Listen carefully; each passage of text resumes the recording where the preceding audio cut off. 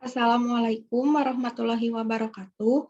Perkenalkan, nama saya Sari Agustina Citra dengan NIM 15031940039 dari kelas PR 4304.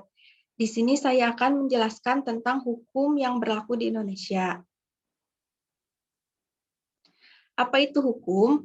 Menurut Kamus Besar Bahasa Indonesia, hukum adalah peraturan atau adat yang secara resmi dianggap mengikat, yang dikukuhkan oleh penguasa atau pemerintah. Pengertian lain, hukum adalah undang-undang, peraturan, dan sebagainya untuk mengatur pergaulan hidup masyarakat. KBBI juga menjelaskan, hukum adalah patokan mengenai peristiwa yang tertentu. Dalam KBBI, hukum berarti keputusan yang ditetapkan oleh hakim atau vonis. Menurut Ishak, hukum adalah norma atau kaidah yang berfungsi mengatur tingkah laku manusia dengan tujuan untuk ketentraman dan kedamaian di dalam masyarakat. Tujuan hukum secara umum, pertama, untuk melindungi kepentingan masyarakat, yang kedua, untuk mengatur dan menciptakan tata tertib dalam masyarakat secara damai dan adil, yang ketiga, untuk mencapai keadilan bagi masyarakat, yang keempat, untuk memberikan manfaat yang sebesar-besarnya bagi masyarakat. Tiga fungsi hukum menurut Darji Darmodiharjo, yang pertama, sebagai sistem kontrol sosial, yang artinya hukum memuat norma-norma yang mengontrol perilaku individu ketika berhadapan dengan kepentingan dari individu-individu lain dalam kehidupan sosial.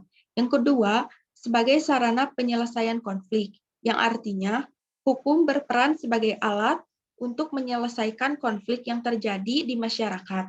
Maka, jika ada yang salah, berarti harus mempertanggungjawabkan dan diberi sanksi sesuai hukum yang berlaku.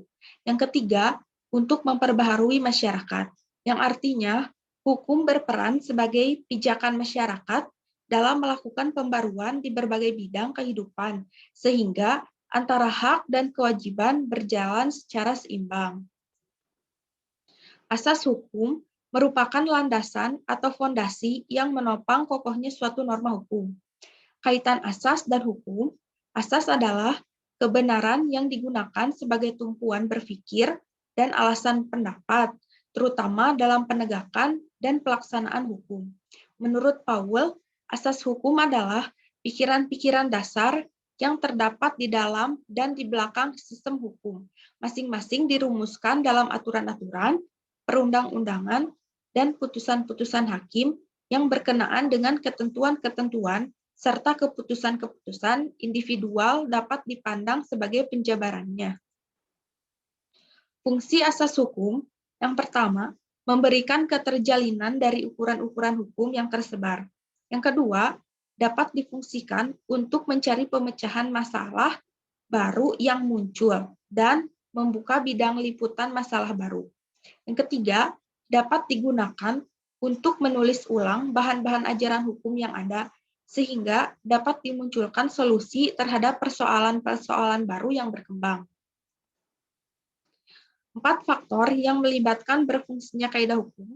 Yang pertama, kaidah atau peraturan hukum harus sistematik, tidak bertentangan baik secara vertikal maupun horizontal, dan pembuatannya harus disesuaikan dengan persyaratan yuridis yang telah ditentukan, agar tidak ada terjadi kesimpang siuran atau tumpang tindih dalam peraturan yang menganut berbagai bidang kehidupan.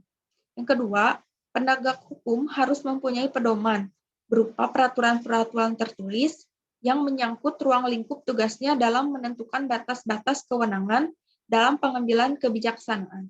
Ketiga, masyarakat yang terkena ruang lingkup peraturan tersebut, pada faktor ini, masalah yang dihadapi menyangkut persoalan derajat kepatuhan atau ketaatan masyarakat terhadap hukum.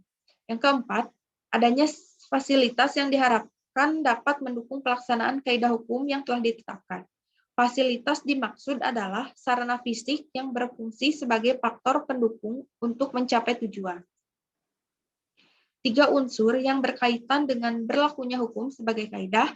Yang pertama, kaidah hukum berlaku secara yuridis apabila penentunya didasarkan pada kaidah yang lebih tinggi tingkatannya, atau menurut cara yang sudah ditetapkan atau apabila menunjukkan hubungan keharusan antara suatu kondisi dan akibatnya. Yang kedua, kaidah hukum berlaku secara sosiologis.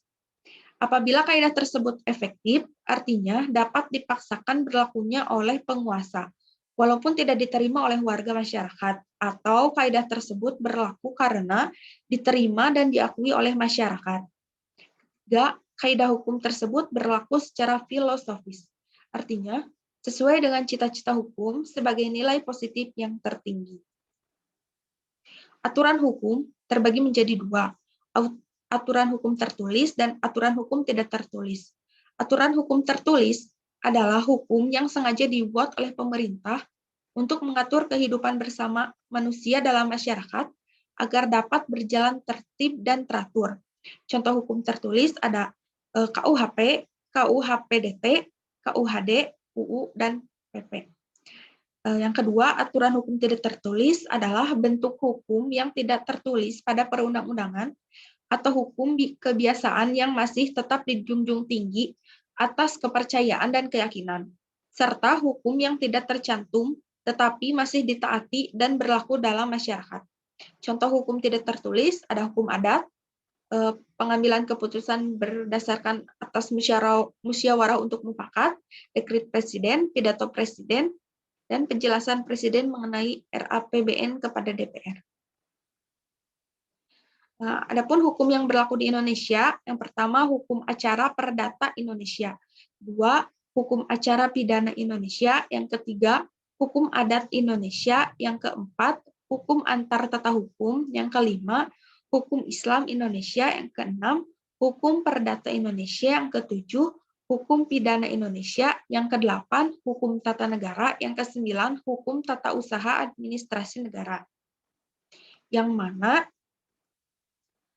hukum acara perdata Indonesia adalah sebuah prosedur yang mengatur dan mengurusi pelaksanaan hukum perdata di Indonesia.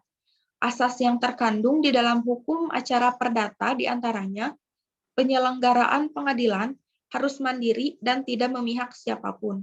Hakim berperan aktif di dalam persidangan dari awal hingga akhir. Pengadilan dilaksanakan dengan sederhana, cepat, dan murah. Sidang pengadilan perdata harus terbuka untuk umum. Adanya perwakilan kuasa hukum jika dibutuhkan.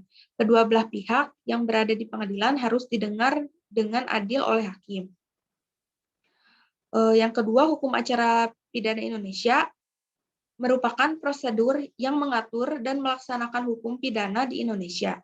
Apabila terdapat sebuah kasus yang melibatkan tindak pidana hingga menjatuhkan hukum pidana, maka akan diatur dalam hukum acara pidana. Hukum ini memuat tata cara pelaksanaan dan bagaimana cara dijatuhkannya hukum pidana oleh badan pemerintah yang berwenang. Hukum adat Indonesia merupakan aturan tidak tertulis yang sudah ada sejak zaman dahulu dan disetujui oleh masyarakat dalam suatu daerah. Hukum ini bersifat elastis dan berkembang mengikuti zaman. Munculnya hukum adat pun dipengaruhi oleh unsur-unsur hukum adat seperti agama, kerajaan, hingga masuknya bangsa asing di Indonesia. Biasanya ada satu pemuka adat yang bertugas untuk memimpin dan menegakkan keadilan melalui hukum adat. Hukum adat di Indonesia memiliki jenis hukum, diantaranya hukum adat tata negara, hukum yang mengatur susunan rakyat dan pemerintahan dari mulai organisasi, lingkungan kerja, hingga jabatan-jabatannya. Ada hukum adat warga, hukum yang mengatur hak dan kewajiban warga sesuai daerah seperti hukum ahli waris, hukum tanah, hukum perkawinan, hukum hutang piutang, dan lain-lain. Ada hukum adat pidana, hukum yang mengatur berbagai tindak pidana sehingga reaksi masyarakat terhadap tindakan tersebut. Ada hukum antar tata hukum. Hukum ini mengatur antar golongan-golongan yang berada di bawah naungan hukum yang berbeda. Hukum antar tata negara hukum juga mempelajari tentang sistem hukum di suatu negara pada waktu tertentu. Kelima, ada hukum Islam Indonesia. Hukum Islam berlaku bagi para pemeluk yang beragama Islam yang mengatur tingkah laku berdasarkan syariat wahyu Allah dan sunnah Rasul. Hukum ini berlaku di Indonesia karena mayoritas warga Indonesia memeluk agama Islam.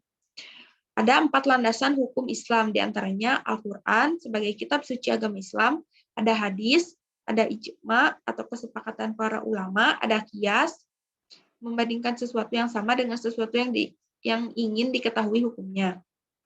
Ada yang keenam, hukum perdata Indonesia. Hukum ini disebut juga sebagai hukum privat.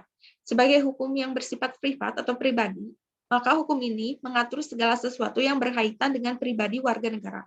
Contoh hukum perdata di Indonesia diantaranya mengatur kematian dan kelahiran seseorang, perkawinan dan perceraian, harta benda, warisan, hingga badan usaha. Hukum perdata di Indonesia diterbitkan sebuah kitab yang bernama KUHP. Yang ketujuh, hukum pidana Indonesia. Hukum ini merupakan kebalikan dari perdata. Ada beberapa perbedaan hukum pidana dan perdata. Salah satu perbedaan itu adalah hukum pidana sifatnya publik. Selain itu, hukum ini berkaitan dengan aturan negara, kepentingan umum, kegiatan pemerintahan, dan juga mengurusi tindak pidana. Yang ketujuh, hukum pidana Indonesia ada 5 macam hukum pokok, yaitu hukum mati, hukuman penjara, hukuman kurungan, hukuman denda, hukuman tutupan, pencabutan hak, penyitaan barang, pengumuman keputusan hakim. Yang kedelapan, ada hukum tata negara. Hukum ini berkaitan dengan aturan atau prosedur yang mengurusi hubungan antar lembaga negara. Ada 5 asas hukum tata negara, diantaranya asas Pancasila, asas negara hukum, asas negara kesatuan, asas kedaulatan rakyat, asas pembagian kekuasaan. Yang kesembilan, ada hukum tata usaha administrasi negara. Hukum ini lebih sering disebut sebagai hukum administrasi negara. Hukum ini merupakan hukum publik yang berada di bawah hukum tata negara. Hukum tata usaha administrasi negara merupakan prosedur yang mengatur kegiatan sehari-hari lembaga pemerintah di Indonesia.